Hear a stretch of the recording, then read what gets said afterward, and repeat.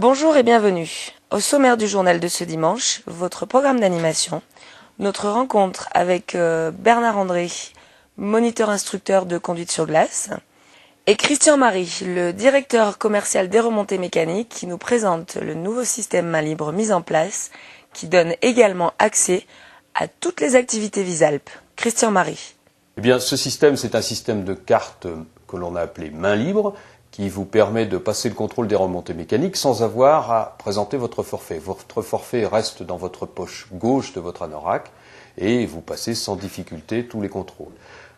Cette carte vous permet aussi de recharger vos forfaits sur Internet lorsque vous souhaitez revenir sur la station et elle est vendue avec votre forfait pour la somme de 2 € qui peut vous être remboursée si vous le souhaitez à la fin de votre séjour. Mais il existe aussi une autre méthode, c'est la montre. Alors pour cela, il suffit d'acheter cette montre dans les locaux de l'ESF ou à la SATA.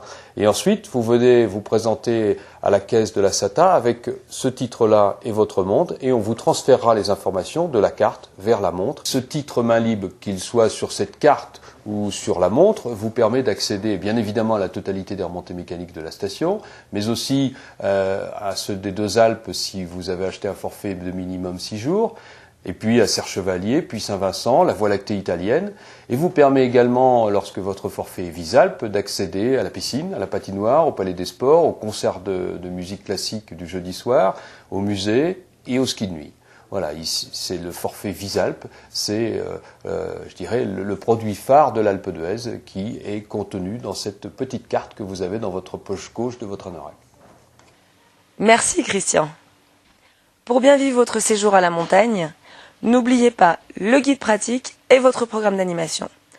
Dans le programme d'animation de ce dimanche, vous avez rendez-vous course de ski la fila sprint à 10 h première manche, 12 h deuxième manche et 14 h remise des prix et tombola.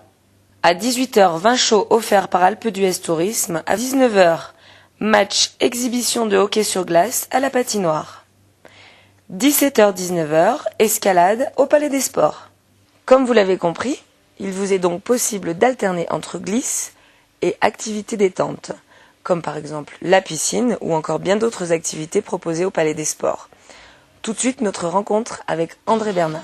Alors, sur le circuit de glace de l'Alpe d'Huez, on commence de la demi-heure de découverte jusqu'au stage maîtrise glace, donc qui dure 6 heures, avec des thèmes un peu plus orientés dans le pilotage, donc optimisation du pédalier et la gestion de mise en dérive. Alors, ralentis un peu, tu cherches bien ta sortie avec le regard, voilà, tu tires ton volant, très bien, garde un petit filet de gaz. Voilà. Rechercher. Voilà.